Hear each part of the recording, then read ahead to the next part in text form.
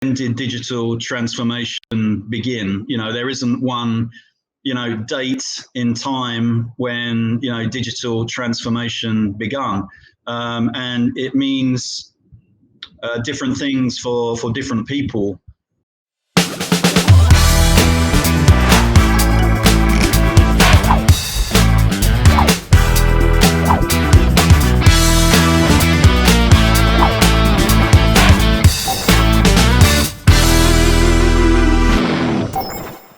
Hi, welcome to another episode of Missy Podcast. And as usual, our special guest today is Gary. Where Gary also one of my friend that been expert in digital industry, and I'm so great to have him today to share with us about who he him and his experience to our audience. Hi, Gary. Appreciate that you take my invitation. Hi, Gary. Hi, Nee. How are you today? I'm great. I'm sure you've been a busy week, and thanks for taking your time to come to our show. And let's share a little bit who is Gary. And what Gary been up to. Sure, no problem. Well, first of all, thank you for inviting me to your show. I'm very excited to be here today and talk to your audience. So I'm Gary Smock. I'm a British citizen, currently based in Singapore. I've been here for the last 10 years and loving every second of my time in Asia. It's very exciting. Unfortunately, COVID has disrupted us over the last couple of years, but still it's a great environment to live in.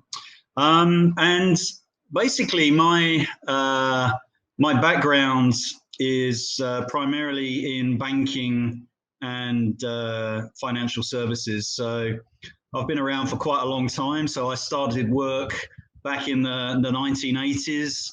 So I've worked for various different banks. And also on the other side of the fence, I've worked for suppliers and vendors in the financial services practice. So I've seen, a fair bit of change over my time, and it's always very interesting. At the moment, I'm currently working for a global IT services company called Nitio Infotech. I look after a number of different verticals. So I look after the strategic clients in the banking and financial services sector. I do some consulting, some advisory work. I do project delivery, solution selling, product selling, all these types of things. So it's quite a broad remit, and I'm mainly focusing on Asia Pacific, but Asia Pacific is no different from the rest of the world. They all have the similar challenges and similar business opportunities. Yeah, thanks for the sharing of your background and what you've been sharing with the audience. So what make you start to enter this industry, and what motivate you nowadays that make you decide to continue do what you're doing? Well, what started me is quite an easy question to answer, actually. So when I finished my education, banking many years ago was seen as a very secure industry, somewhere where job security could be guaranteed. It was generally you could achieve a good salary and a good career growth within a bank. So it was quite a straightforward decision for me when I finished my education. I enjoyed sort of commerce. I enjoyed trading, financial markets. I enjoyed mathematics. So going into a bank was a fairly easy decision for me. And back then, in the 80s, there were some good solid choices in the UK in terms of the banking sector. for make a decision for move from Europe to Asian, I think also a back movement as well. So how let's outside a little bit. How was that decision they make up like for you to move from Europe to Asian? Is that a challenge when starting? Well, that was. I guess that was also an easy decision for me because moving to Asia has come late in my career. But I was given the opportunity by my employer to um, run a large program, technology program here in Singapore. And it was quite easy, really. It was an offer that I couldn't really refuse. It was a great opportunity. It was great as a learning experience. It was a very complex, challenging project. We'll talk about some of that a little later on, but very very complex. And they offered me the opportunity to come to Singapore. So 10 years ago, I packed my bags and here I am still. So Yeah. that was also a relatively easy career decision for me. Yeah. It's for me, if every time I meet someone who like positive, like for example, Gary, I love to bring to the show because they give me a different view from the industry that you've been heard on public a lot. People think of people with banking industry or people in your finance, you have looked like more stress, more problem, and so on. But actually, the one who love what they're doing, you can see that obvious in their face. How much Gary we enjoying Asian and what he been doing.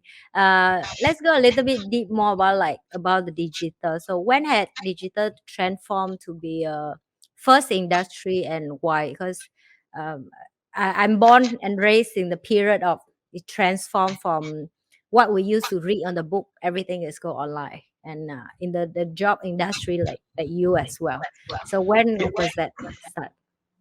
Yeah, I mean it's there's not there's not one answer to this question. You can't look back in the history books and say when did digital transformation begin. There isn't one date in time when digital transformation begun, and it means different things for different people.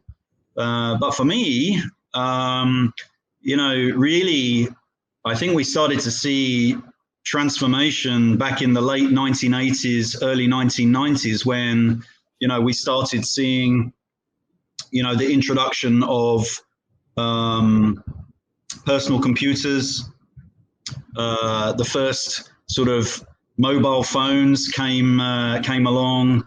Yes, Email started to become very sticky. People started to use, old platforms like Lotus Notes and the old Microsoft products. yeah, I still Um, remember that. yeah, and for me, that was the start of the digital transformation. And you know, I guess what we must not forget is that the last 20, 30 years has been the fastest level of change we have ever seen from a technology point of view. Yes, The it's quite when you think how much power now is in your hand with a mobile phone. The computing power of a mobile phone now is equivalent to one of the supercomputers back in the 1960s or 1970s.